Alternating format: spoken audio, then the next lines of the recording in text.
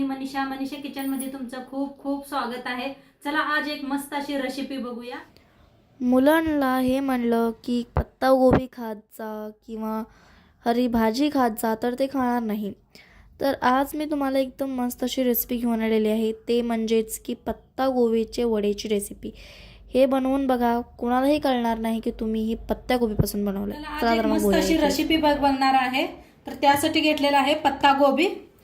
एक पत्तागोबी घेतलेला आहे, मोठा लाट घेतलाय, ह्याच्यातला अर्धा आपण करणार आहे। तर कापून घेऊया।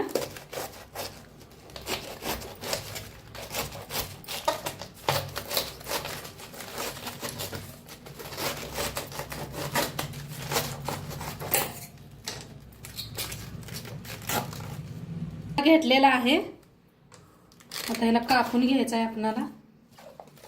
असं मोठं मोठं कापून घेऊया।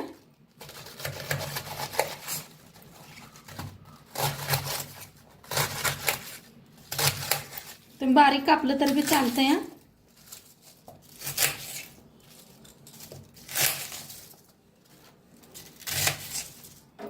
करून घेणार आहे म्हणताना मी असं मोठं मोठं कापून घेतलेलं आहे।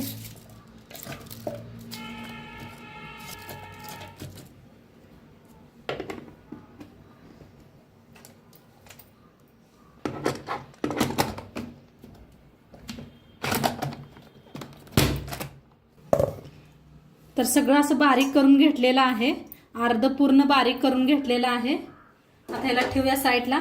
इथं मिक्सरचं भांडं घेतलेलं आहे, तर एक वाटण बनवून घ्यायचं आहे। त्यासाठी घेतलेलं आहे लसूण 2 गड्डे सोलून घेतले आणि बक्कळ अशा हिरव्या मिरच्या घेतलेल्या आहेत तिखटवाल्या, कोथिंबीर घेतलेला आहे। आता ह्या मिरच्या मोडून टाकूया, म्हणजे मिक्सरला लगेच बारीक होतात। तुम्हाला जास्त तिखट नको असलं तर थोडंसं कम वापरलं तरी चालते त्या मिरच्या।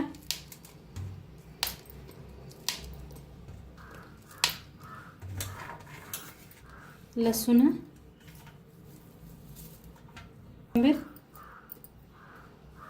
अद्रकचे तुकडे 4 घेतलेले आहेत, 1 चमचा बडीशेप, ओवा घेतलेला आहे, 1 चमचाभर जिरं। आता मिक्सरला वाटून घेऊया। तर वाटण बनवून घेतलेलं आहे, पाणी वापरलेलं नाही, तसंच घेतलेलं आहे। आता काढून ह्याच्यातच मिक्स करायचं आहे, तसंच वाटा, पाणी हे करू नका। आता ह्याच्यात टाकायचे हळद, अर्धा चमचा हळद, लाल तिखट 1 चमचा, धना पावडर 1 चमचा, चिली फ्लेक्स म्हणजे मिरचीचा कूट आहे, नसला तरी चालतोय। थोडंसं हिंग, कोथिंबीर, तीळ 2 चमचे, मीठ, 1 कप बेसन पीठ घेतलेलं आहे, तांदळाचं पीठ घेतलेलं आहे, चाळून घेऊया।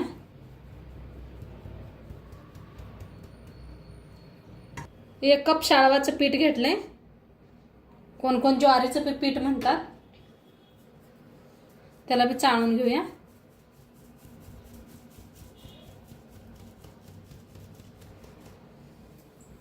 आता सगळं मिक्स करून मळून घेऊया आपण।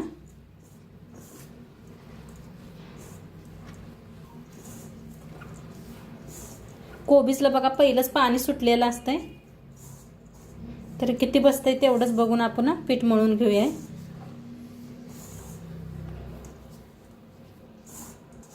तर पीठ असं मळून घेतलेलं आहे, थोडंसं तेल ओतूया।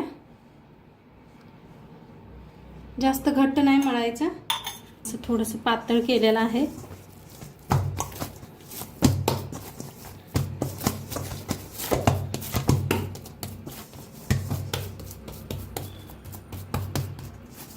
तर ह्याला तोडून घेऊया।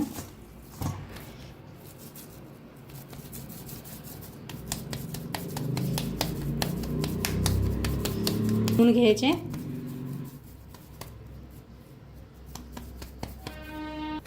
तर इथे ठेवलेले आहे कढाई, त्याच्यावर स्टँड ठेवलंय आणि नंतर चाळण ठेवलेले आहे, पाणी बी वतलेलं आहे।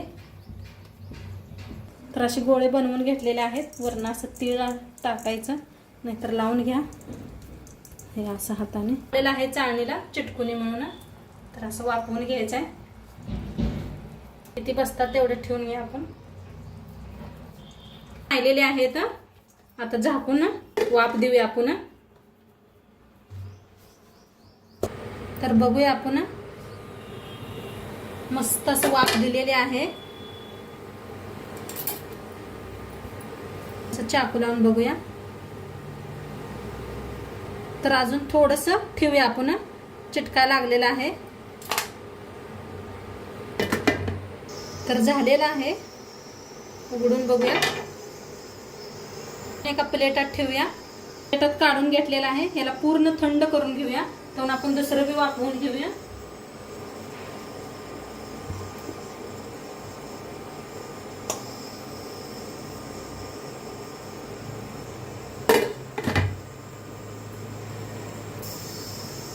तर थंड झालेला आहे. तर ह्याच्यावर ठेवून कापून घेऊया आपण. तिकडे शिजायला लागलेला आहे. तर मस्त अशा वड्या काढून घेऊया. मस्त निघायला लागलेल्या आहेत. थोडं थंड बी करा तुम्ही. थंड केल्यानं काही तुटत नाही. वड्या पडायला लागलेल्या आहेत. अशाच काढून घेते सगळ्या. आता कापून घेतलेल्या आहेत. तेल तापलंय का बघूया. तेल बी चांगलं तापलेलं आहे. तर वड्या आपण तळून घेऊया.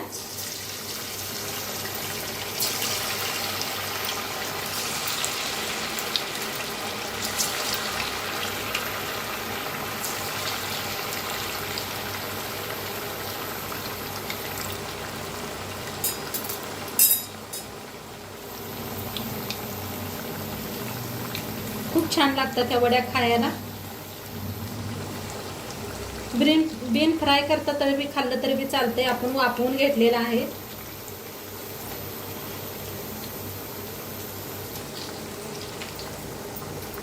छान अशा तळून घ्यायच्या. अजिबात फुटलेले नाही, काय नाही. बघा काय मस्त झालेले आहेत. सारखं एकाच कोबीची भाजी खाऊन कंटाळा असला तर हे नक्की करून बघा एकदा. वड्या मस्त होतात.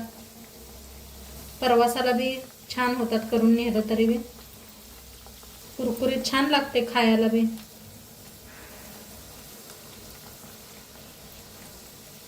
बघा मस्त तळायला लागलेत. किती कलर बी वेगवेगळा व्हायला लागलाय.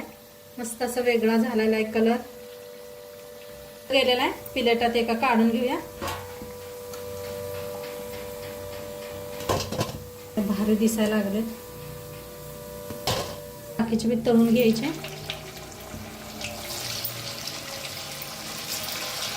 हे असं बनवून ना फ्रीजर ठेवलं तरी बी चालतंय. कधी आपल्याला तळून खाऊ वाटते तेव्हा खाऊ शकताय. छान तळा लागलेला आहेत बघा. मस्त असं तळून घ्यायला लागलेले आहे. आपलं बाकीचं बी शिजलेलं आहे. काढून घेतलेलं आहे साईड. आणि इथं मस्त आपल्या वड्या बनवून रेडी झालेल्या आहेत. काय म्हणते तर पत्ता गोबीच्या वड्या बनवून मस्त रेडी झालेल्या आहेत. तुम्हाला दाखवते बीबी.